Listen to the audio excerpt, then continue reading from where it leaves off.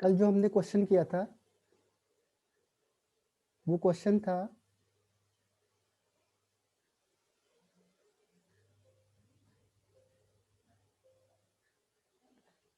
इससे पहले किसी को कोई डाउट है? देखो 4.15 ये कैसा क्वेश्चन है? ये है ग्राफ वाला जो अब पूछा नहीं जाता है। इसके अलावा अब आगे बढ़ते हैं।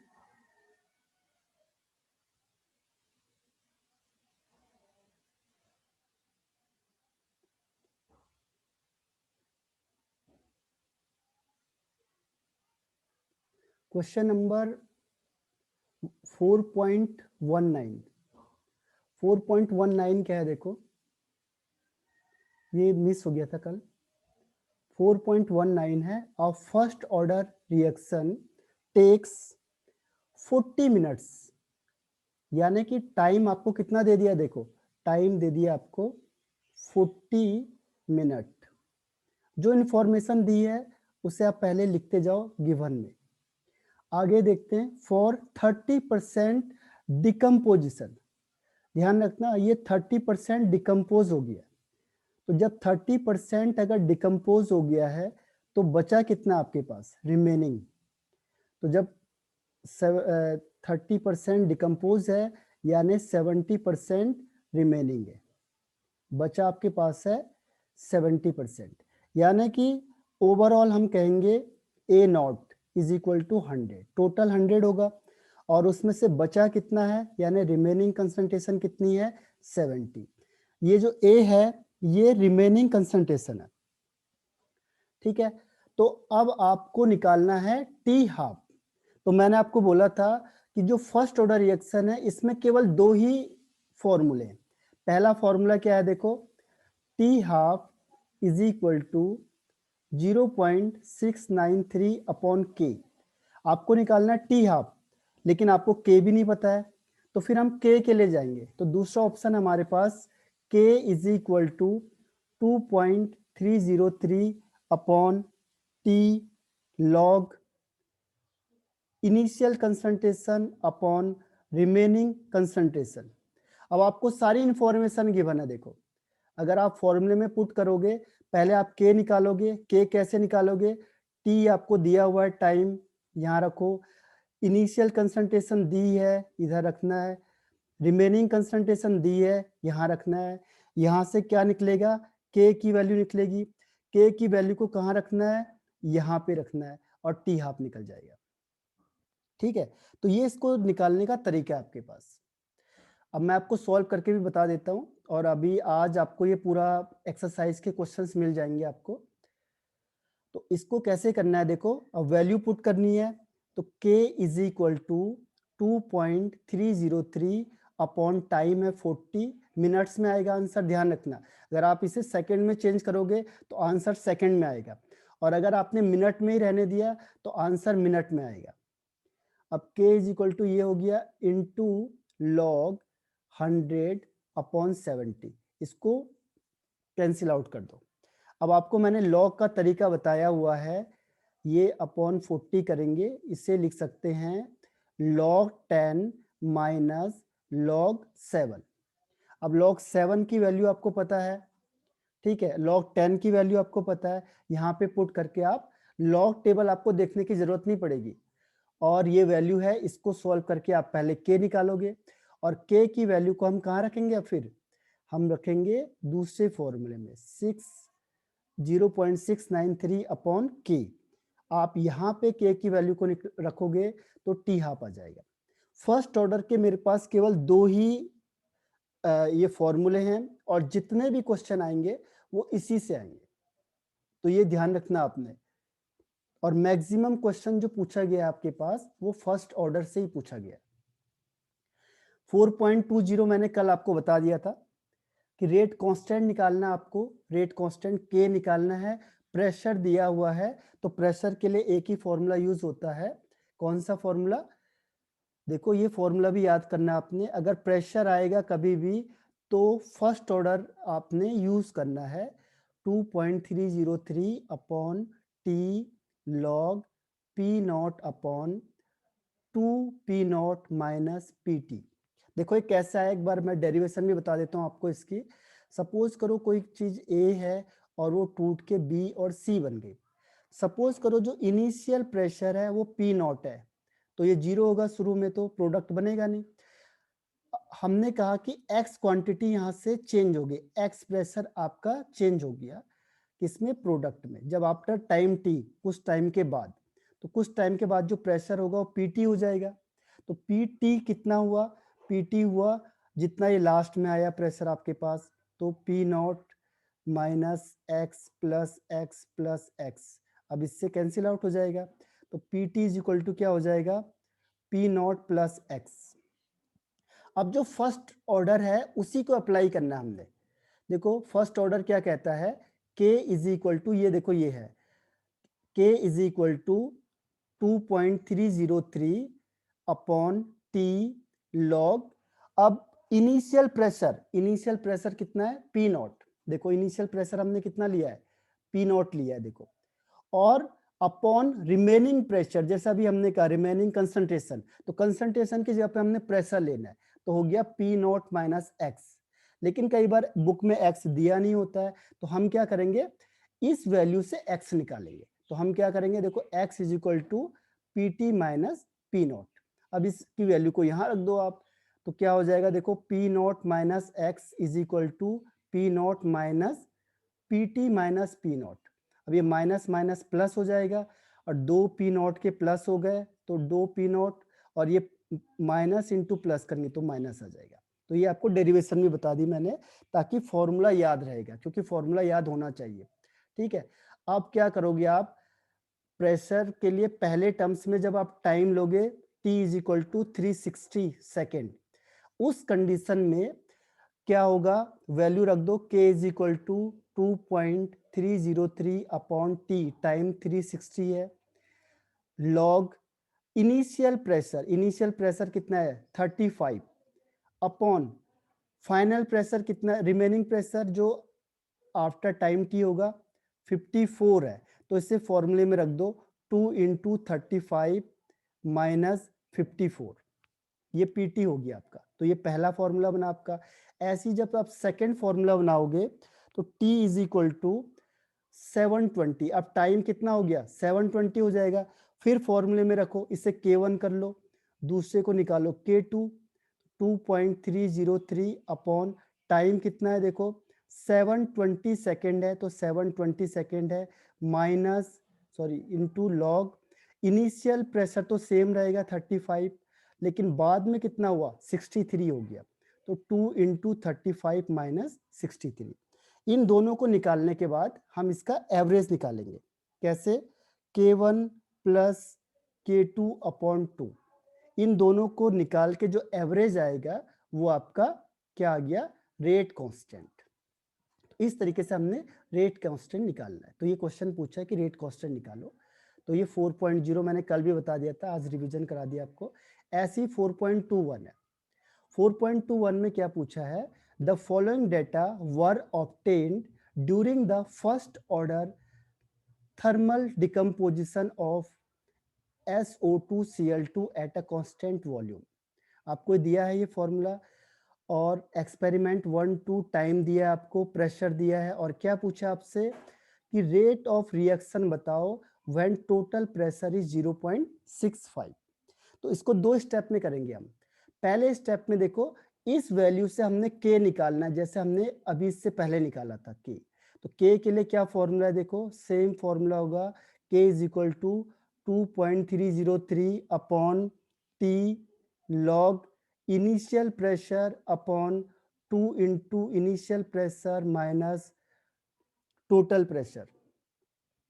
अब 2.303 अपॉन टाइम कौन सा लेंगे, 100 सेकेंड, ये 100 है तो टाइम 100 सेकेंड हो जाएगा, इनटू लॉग पी नॉट क्या है यहाँ पे, इनिशियल प्रेशर 0.5, फिर नीचे 2 into 0.5 minus pressure after time t कितना हो गया 0.6, तो ये 0.6। पी टी का मतलब हो गया कि जो प्रेशर आफ्टर टाइम टी उसे कहेंगे पीटी। ठीक है, तो अब इसको फॉर्मूले को रख के हमने क्या निकाला, के की वैल्यू निकाली। अब के तो कांस्टेंट हो गया। ठीक, अब इसके लिए फिर मैं इक्वेशन, अब ये के निकाल दिया, अब मैं इसे हटाता हूं। अब देखो इसके लिए हमने जो इक्वेशन चुनी थी SO2Cl2 gives SO2 plus Cl2, same concept है। देखो इनिशियल में प्रेशर कितना था, 0.5 था, या इसे P नॉट मान लो, फिलहाल 0 मान लो। इसमें से कोई क्वांटिटी निकली यहाँ से और ये यहाँ हो गया। ठीक है, तो अब जो रेट लॉ लगाते हैं हम लोग, तो रेट लॉ किसके बेस पे होता है, रेट लॉ होता है आपका, क्योंकि हमें रेट निकालना है, इसमें देखो रेट ऑफ रिएक्शन निकालना है, तो rate of reaction is equal to क्या हो जाएगा, K इंटू SO2Cl2। ठीक है, तो अब हमें क्या निकालना है, K तो हमने अभी निकाला जिस फॉर्मूले से पहले, क्योंकि ये तो कांस्टेंट है, तो जितनी भी रिएक्शन होगी उसके लिए K कांस्टेंट होगा। अब हमें निकालना है SO2Cl2 की कंसंट्रेशन, और SO2Cl2 की कंसंट्रेशन या प्रेशर कौन सी होती है, रिमेनिंग वाली। आपने देखा होगा जब हमने A-X लिखा था, तो हमने ये वाली वैल्यू निकालनी है। तो इसको निकालने के लिए हम क्या करेंगे, और ये कहा है उसने कि टोटल प्रेशर इज 0.65, तो टोटल प्रेशर इज 0.65, यानी पीटी कितना हो गया, 0.65 हो गया टोटल प्रेशर। अब इसके लिए हमने क्या कहा था आपको, p naught minus x is equal to 2 p naught minus p t निकाला था हम लोगों ने इससे पहले डेरिवेशन में। ठीक है, अब पी नॉट तो इनिशियल वाला तो सेम रहेगा आपके पास 0.5, तो ये जाएगा 2 इंटू 0.5 माइनस फाइनल, देखो टोटल प्रेशर आपको दिया है आफ्टर टाइम टी में 0.65, यहाँ पे 0.65 रख देंगे। इसको इससे माइनस करेंगे तो 5 2 10 1 हो जाएगा, 1 में से 0.65 गया तो आएगा 0.35। अब इसकी कंसंट्रेशन को यहाँ पे रख दो, यानी ये प्रेशर हम यहाँ रख देंगे, तो ये 0.35 हमने यहाँ रखा, के हमने अभी निकाला था, इन दोनों को मल्टीप्लाई करके जो आंसर आएगा वो रेट ऑफ रिएक्शन है। इसे रिप्लाई करके बताना अब ये समझ में आया कि नहीं आया, थोड़ा कॉम्प्लिकेटेड है ये पर ज्यादा नहीं है। तो 4.21 पे रिप्लाई करके बताओ मुझे ये आया कि नहीं आया।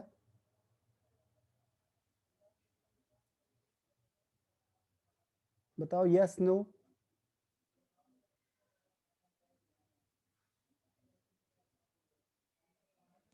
रिप्लाई करो यस या नो।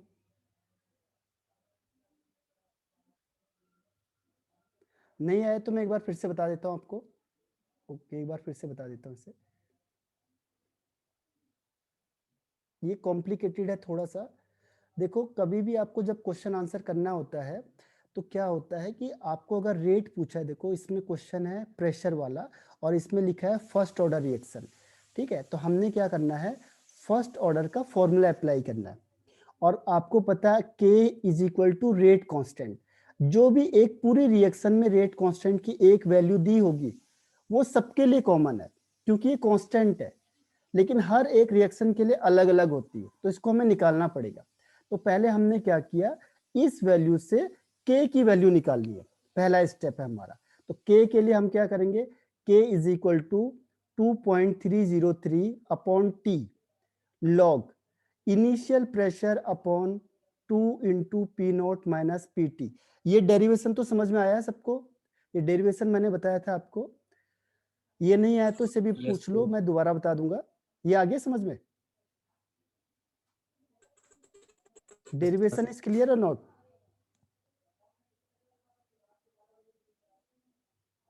अब देखो इसमें पी नॉट ये इनिशियल है, इनिशियल कितना है 0.5, और आफ्टर टाइम टी, टाइम अगर आपने 100 सेकंड लिए हैं तो उसके बाद प्रेशर कितना हो गया 0.6 हो गया, तो ये पीटी हो गया, और टाइम हो गया टी, और ये हो गया पी नॉट।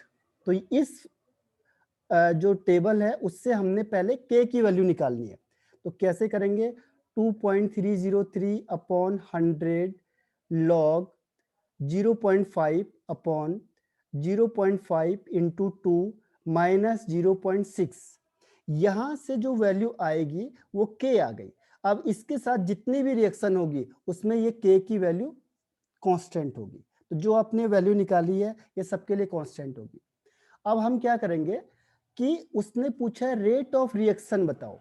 अब ये तो K है और टोटल प्रेशर उसने कह दिया, अब हमने इससे चेंज कर दिया। देखो पहले टोटल प्रेशर था 0.6, लेकिन उसने कहा कि रेट ऑफ रिएक्शन आप तब बताओगे जब टोटल प्रेशर कितना हो जाएगा 0.65।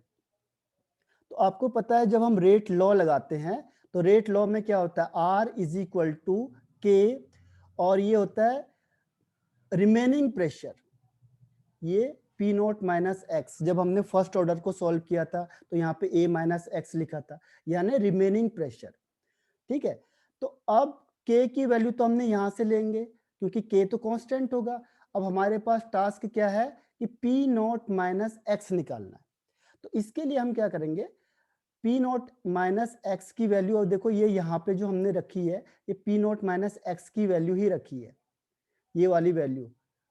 इसको हमने डेरिवेशन करके बताया था अभी कि कैसे 2P नॉट माइनस PT आ गया। ठीक है, तो यहाँ पे जो P नॉट है वो तो उतना ही रहेगा 0.5, क्योंकि इनिशियल प्रेशर तो सेम रहेगा, लेकिन फाइनल प्रेशर बदल गया। फाइनल प्रेशर अब कितना हो गया 0.65, तो ये 0.65 हो गया फाइनल प्रेशर। अब इन दोनों को माइनस करेंगे तो आंसर आ जाएगा 0.35। तो इसकी वैल्यू को कहाँ रखेंगे, इसके ऊपर रखेंगे। यहाँ जो ये वैल्यू आई है ये प्रेशर यहाँ पे आ गया। आपने पढ़ा होगा कि rate of reaction is directly proportional to the remaining pressure, और रिमेनिंग प्रेशर ये होगा, प्रोपोर्शनल साइन हटाएंगे तो एक कांस्टेंट आता है K की वैल्यू हमने यहाँ से निकाली और इसकी वैल्यू को ये रखेंगे, तो 0.35 यहाँ पे रखेंगे वैल्यू को और K यहाँ रखेंगे, इन दोनों को मल्टीप्लाई करेंगे तो ये आ जाएगा रेट ऑफ रिएक्शन। डेरिवेशन या इसमें से कोई भी दिक्कत हो तो दोबारा पूछ सकते हो मुझे, तभी मैंने इसको दोबारा बताया 4.21 को। बताओ डेरिवेशन क्लियर है और ये क्वेश्चन क्लियर है या नहीं है, बताओ मुझे रिप्लाई करके। डेरिवेशन और क्वेश्चन ओके क्लियर, और बाकी कोई रिप्लाई?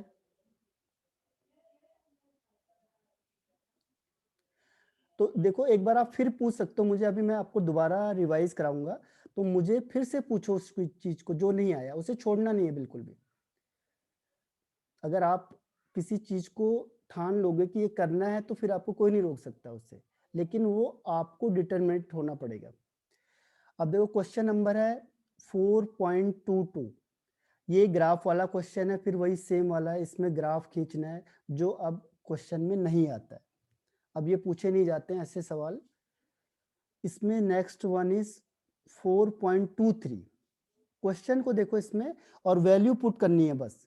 इसमें है the rate constant for the decomposition of hydrocarbon इतना 2.418 इंटू 10 की पावर -5। तो ये क्या दिया हुआ आपको, देखो रेट कांस्टेंट दिया हुआ है, यानी आपको K की वैल्यू गिवन है 4.23 में। सबसे पहले मुझे क्या गिवन है, K रेट कांस्टेंट 2.418 इंटू 10 की पावर -5। आगे आगे लिखा है उसने if the activation energy is, एक मिनट ना इसे हटा देता हूं, और ये टेम्परेचर दिया आपको, देखो 546 केल्विन। एक तो K की वैल्यू दे दी आपको 2.418 इंटू 10 की पावर -5, टेम्परेचर दे दिया आपको 546 केल्विन। केल्विन में ही आंसर करना है, अगर डिग्री सेल्सियस में किया तो पहले ही क्रॉस हो जाएगा, आगे चेक नहीं होता है क्वेश्चन। एक्टिवेशन एनर्जी देखो इसके नीचे लिखा है, एक्टिवेशन एनर्जी की वैल्यू दी है 179.9 किलो जूल है ये, तो आपको इसे जूल में चेंज करना है। किलो जूल में करोगे तो भी आंसर गलत हो जाएगा, किलो जूल पर मोल है, तो इसको चेंज करेंगे जूल में तो 1000 से मल्टीप्लाई करना है, ये जूल में चेंज हो गया। आगे देखो what will be the value of pre exponential factor, यानी आर्हेनियस फैक्टर बताना है आपने। अब कौन सा ऐसा फॉर्मूला है, आपको मैंने बताया था कि आर्हेनियस के केवल दो ही फॉर्मूले आपको याद रखने हैं और सारे क्वेश्चन केवल दो ही फॉर्मूले से सॉल्व होते हैं। इसमें देखो इसमें लॉग लगेगा क्योंकि एक ही टेम्परेचर है, तो log K is equal to log a minus EA upon 2.303 RT। अब इसमें देखो सारी इंफॉर्मेशन गिवन है आपको।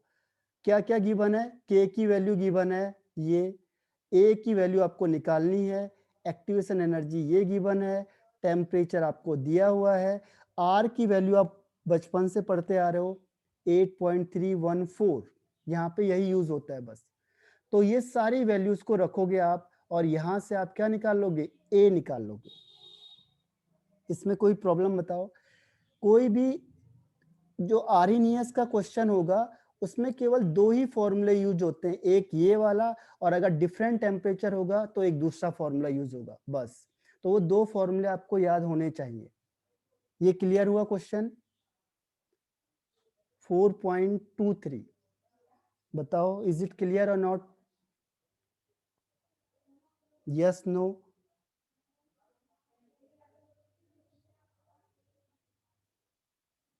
आगे बढ़ जाऊं?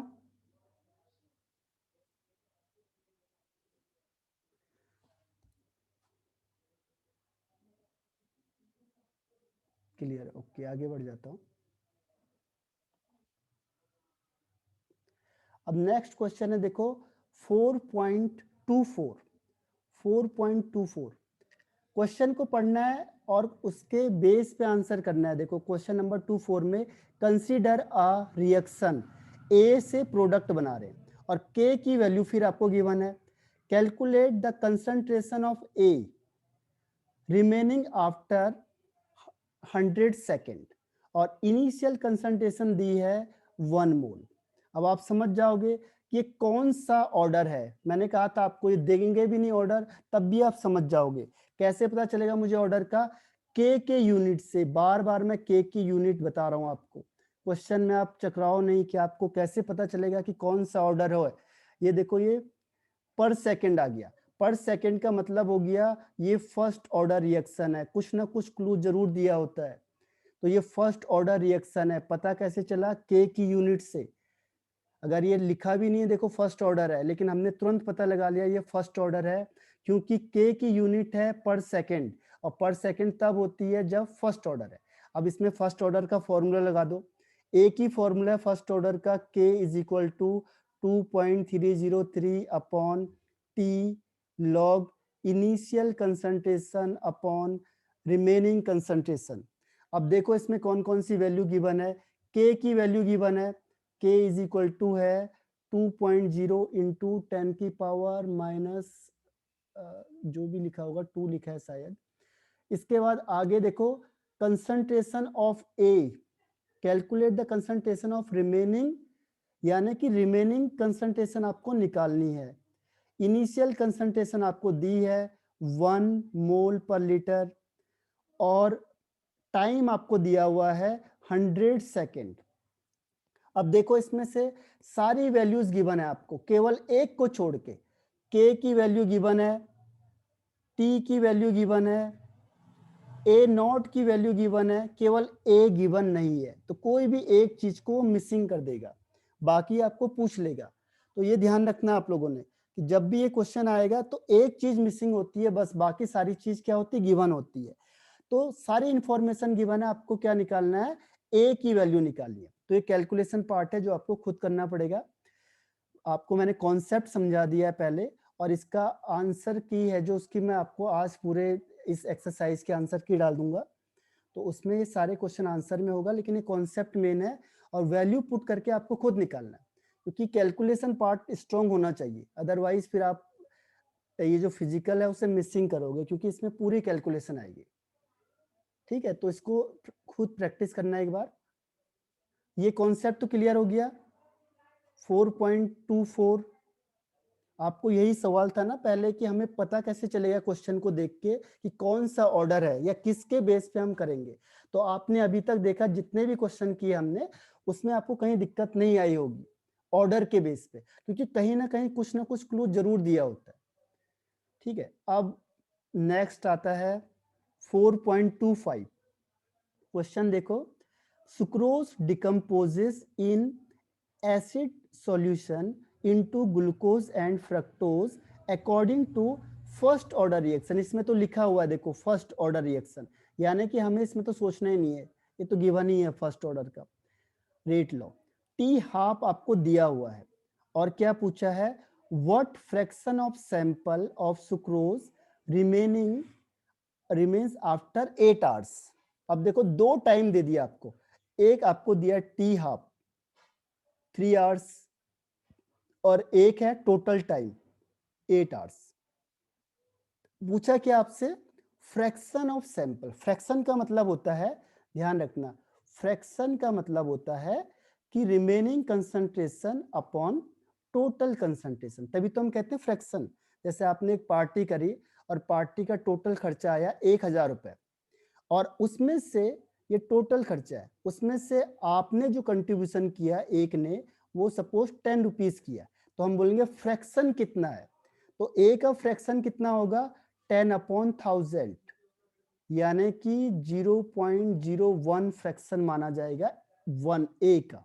तो फ्रैक्शन का मतलब क्या होता है, फ्रैक्शन ऑफ मॉलिक्यूल, किसी भी चीज का फ्रैक्शन पूछा होगा तो जिसकी रिमेनिंग कंसंट्रेशन है, जितना उसने कंट्रीब्यूट किया है, जितना वो है अपॉन टोटल, उसको हम फ्रैक्शन कहते हैं, ध्यान रखना। तो इसमें पूछा fraction of sample of sucrose, तो फ्रैक्शन के लिए क्या है, ए अपॉन ए नॉट निकालना है। तो फिर हम क्या करेंगे, फॉर्मूला यूज करेंगे फर्स्ट ऑर्डर का, केवल दो ही फॉर्मूले हैं। पहला k is equal to 0.693 upon t half, तो यहां से मुझे k की वैल्यू निकलेगी, क्योंकि टी हाफ कितना दिया हुआ है 3 आवर्स, तो यहां से k निकालोगे। फिर दूसरे फॉर्मूले में यूज करेंगे k is equal to 2.303 upon T log A not upon A. अब जो आंसर आएगा इसका, उसको रिवर्स करना पड़ेगा आपको, क्योंकि आप निकालोगे पहले ए नॉट अपॉन ए, यानी आपको कौन सी वैल्यू निकालनी है, देखो पहले ये निकालना है, फिर इसको इनवर्स कर दो, अपोजिट कर दो, फिर इसे करना है ए अपॉन ए नॉट। देखो इन दोनों में से कोई भी वैल्यू गिवन नहीं है आपको, और फर्स्ट ऑर्डर लिखा है, तो फर्स्ट ऑर्डर के मेरे पास दो ही फॉर्मूले हैं बस, इसके अलावा मेरे पास और कोई फॉर्मूला नहीं है, यानी इसके अलावा कोई भी मेथड नहीं है फर्स्ट ऑर्डर को सॉल्व करने का। तो इसको करने के लिए क्या है, मैंने इसको क्या किया, फ्रैक्शन किया, तो फ्रैक्शन में ये डिवाइड हो जाएगा, तो जब भी आप आंसर निकालोगे इसका, इसको अपोजिट करोगे तो वो आंसर आ जाएगा आपका फ्रैक्शन का। ठीक है, तो ये समझ में आया, बताओ 4.25, रिप्लाई करके बताना मुझे, यस नो। फ्रैक्शन का मतलब आ गया आपको समझ में, फ्रैक्शन और क्वेश्चन कैसे करना है, ये सारी इंफॉर्मेशन गिवन होगी आपको। बताओ इसमें 4 पॉइंट क्लियर है, आगे बढ़ जाओ। Yes sir. जितनी खुद प्रैक्टिस करोगे उतना आपको आएगा, ये ध्यान रखना। टीचर मैं आपको कितना भी मेहनत कर दूंगा, मेरे मेहनत से कुछ फर्क नहीं पड़ने वाला जब तक आप खुद नहीं करोगे इसे। दोबारा करो, नहीं आता है फिर मुझे दोबारा पूछो उससे। देखो अब 4.26 में decomposition of the hydrocarbon follow the equation. अब हमें ये इक्वेशन दी हुई है देखो, और क्या पूछा है, ई ए का मतलब होता है एक्टिवेशन एनर्जी। एक्टिवेशन एनर्जी उस एनर्जी को कहते हैं जो केमिकल रिएक्शन के लिए रिक्वायर्ड होती है। जैसे मैंने कहा कि अभी आपके मार्क्स आ रहे हैं 40%, जबकि अगर आप आईआईटी में या नीट में क्वालिफाई करते हो तो आपको कम से कम 90% मार्क्स लाने पड़ेंगे, अदरवाइज क्या है, सिलेक्शन बहुत मुश्किल हो जाएगा। तो अब आपको कितने अमाउंट ऑफ एनर्जी और रिक्वायर्ड है क्वालिफाई करने के लिए, यानी आपको 50 मार्क्स और रिक्वायर्ड है क्वालिफाई करने के लिए। तो इस 50 को कहते हैं हम एक्टिवेशन एनर्जी, यानी जो एक्स्ट्रा एनर्जी रिक्वायर्ड होती है। जितनी आपकी एनर्जी है वो तो है ही, उसके अलावा और कितनी एनर्जी रिक्वायर्ड है रिएक्शन में पार्टिसिपेट करने के लिए, उस एनर्जी को हम कहते हैं एक्टिवेशन एनर्जी। अब एक्टिवेशन एनर्जी आपको किस फॉर्मूले में मिलता है, आर्हेनियस के फॉर्मूले में। तो आर्हेनियस के 3 फॉर्मूले आपको बताए थे, K is equal to A into E minus E A upon R T. और आपको ये देखो ये लिखा हुआ है इसमें, देखो ये क्वेश्चन में देखो K इज इक्वल टू लिखा है 4.5 इंटू 10 की पावर 11 पर सेकेंड को छोड़ देंगे अभी हम, फिर आगे लिखेंगे E माइनस, अब ये मुझे समझ में नहीं आ रहा है इतना क्या लिखा है, जो भी ये लिखा हुआ है अपॉन टी, ठीक है।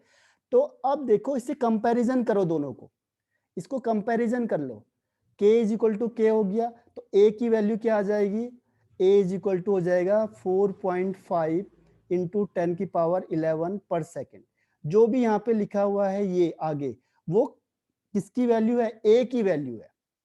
दूसरी चीज, जो ये आगे लिखा हुआ है और ये आगे लिखा हुआ है, ये दोनों सेम है, कंपेयर करेंगे दोनों को, तो दोनों की वैल्यू सेम है। अब इसे ई को हटा दो, तो यहाँ पे क्या आएगा, minus E A upon R T is equal to minus, ये जो भी लिखा है मुझे अभी दिख नहीं रहा है, 2.8 समथिंग जो भी है, ये इसको लिख देना अपॉन टी।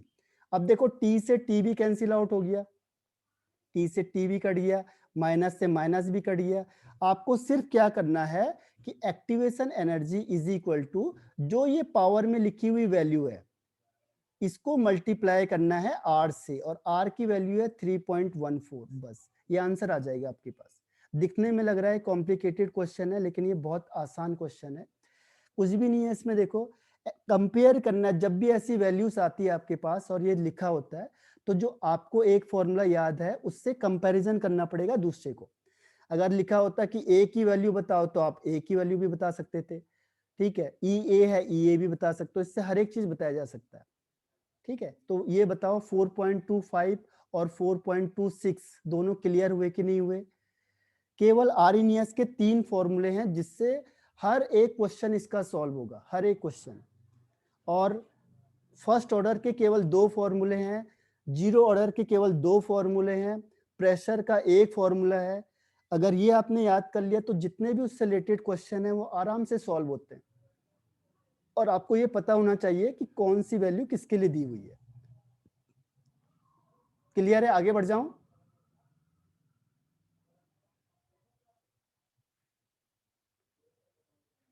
बताओ।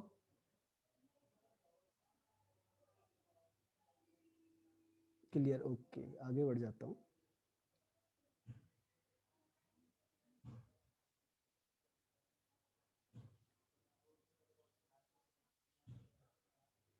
इसे आप दोबारा भी पूछ सकते हो मुझे, जब भी अगर ऐसी दिक्कत आती है तो आप मुझे दोबारा पूछो उससे। 1 मिनट के टाइम कम बचा है, तो आप इसे रिज्वाइन करो सेम आईडी पे, फिर से रिज्वाइन करो इसे।